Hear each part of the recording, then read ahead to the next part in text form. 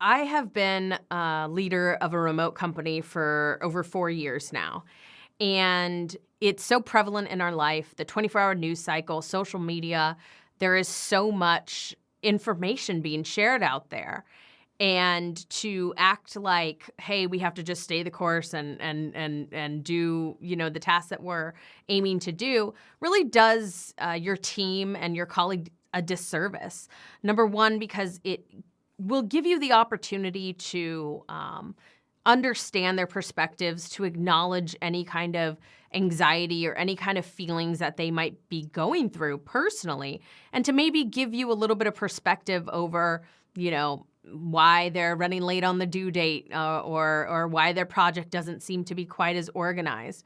So acknowledging that there is heightened erosion around politics, especially around an election time, or especially when there's particularly very, heated news. And it seems like that's true almost every day now. It seems like there's always something in the news cycle that's setting people on edge.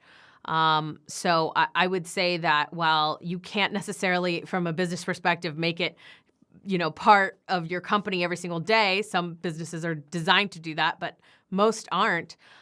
You can have a dedicated time to where you say, hey, this is sort of an open forum if people want to discuss these things, but also give people the opportunity to, maybe address some concerns, not necessarily on camera on Zoom with you, but via email. Send me a Slack. If it feels like it's not something that they can have that difficult conversation about, address, potentially the need to have a conversation, but give them avenues that they can potentially reach out in a variety of ways.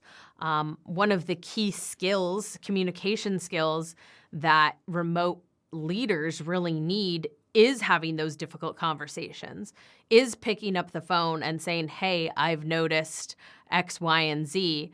How are you feeling? What's going on with you?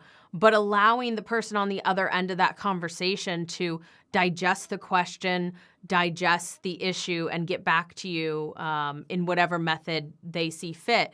I certainly have this experience as a leader of a company that has remote employees all over the country.